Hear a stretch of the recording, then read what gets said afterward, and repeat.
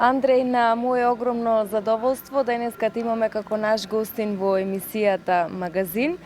Еве би сакала да го искористам твоето гостување за две причини. Првата е да му дадеме моден совет на нашите сограѓанки и на битолчанки, нели, кои што секогаш важат дека се најдобро средени од глава до пети.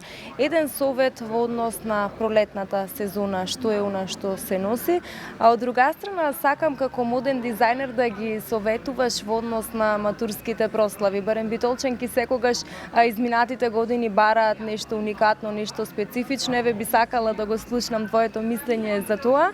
Но ајде на самиот почеток, еве, што е она што се носи пролет сезона 2016-та?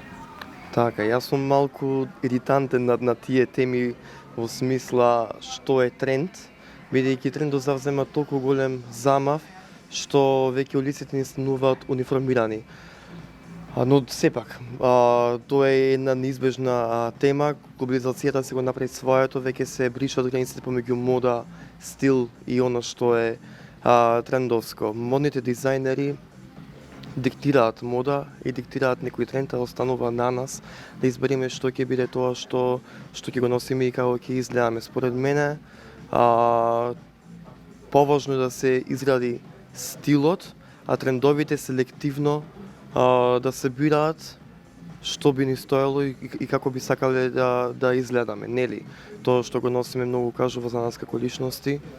Тоа е првиот впечаток кој говори за нас. Оваа сезона, значи, колку модни дизајнери, светски модни дизајнери, толку и мислења има, но ми е мило што се навраќаме на 90-тите и 70-тите години од минатиот век. Тие кроеви стануваат актуелни, но не само и кроевите, туку и самите материјали, квалитетот на материјалите и самиот изглед на силуетата. Кога станува збор за бојата, забележувам дека актуелна е интензивната портокалова боја, што во облеката, но исто така и во шминката кај девојките. Друга страна завзема исто и монохроматската боја, еден цел монохроматски изглед. Исто така доста трендовска станува текстилите кои имаат сребрен сјај или огледален сјај, буквално од секојдневни изгледи, од изглед на плажа до вечерни изгледи. Веќе гледам дека тоа се комбинира и тоа навистина добро изгледа во лето, нели, кога девојките ќе се сончат. Со таков вид на текстил тоа може актуелно да изгледа. Кога станува збор за принтовите, се враќаат принтовите во штрафти надолу за изложување на силуетата. И исто така комбинирањето на различни бои во самиот дизајн на текстилот. Друго што е трендовско, можеби на радост за девојките, веќе може да се ослободат од високите подпетици, така да можат веќе да одат во рамни чевли, веќе тоа е трендовско. Ташните моментално е ташна полумесечинка или ташна со некој поп арт дизајн. Кога станува збор за аксесуарите, се носат веќе висечки геометриски обетки, а за шминката веќе не е повеќе да се контурира лицето, туку да се достигне некој природен изглед или порцелански изглед, каде што или се истакнуваат очите или се истакнуваат усните. Морам да признам дека навистина убави совети ни даде, еве, нели, за она што е ин оваа сезона. На самиот почеток ти спомна дека секоја индивидуа пред се треба да има свој сопствен личен стил на облекување.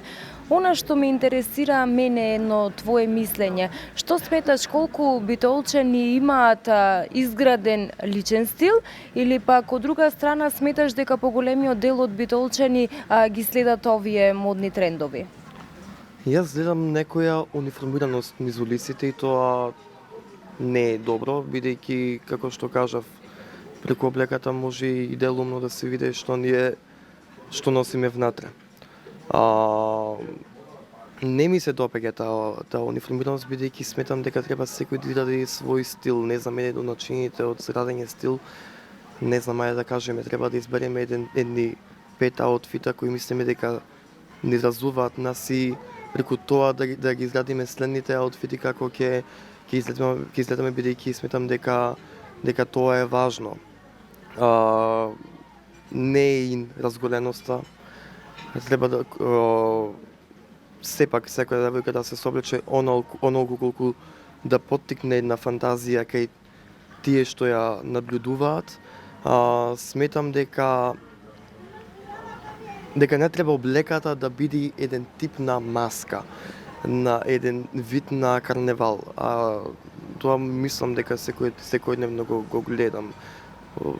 Одејќи од едно обично кафе до вечерно излегување, тоа е еден огромен хаос. Сметам дека треба во ред е да се експериментира, но не во фазонот на маски, туку да се создаде една субкултура, да се создаде една улична мода, бидејќи младите луѓе тоа треба да го диктираат и да го претендираат, не да останеме во овој кич свет кој си го создадовме сепак сами. Балканот стана една таква црна точка за модата, иако има доста многу модни настани. Дали низ Македонија, дали низ Србија и пошироко, сметам дека треба да земеме пример од европските градови, како тоа треба да изгледа. Мислам, навистина конечно треба интернетот да се искористи на еден правилен начин кога станува збор за модата, бидејќи очигледно дека голем дел од популацијата се интересира само за тоа. На моје огромно задоволство, но за жал не сме продуктивни.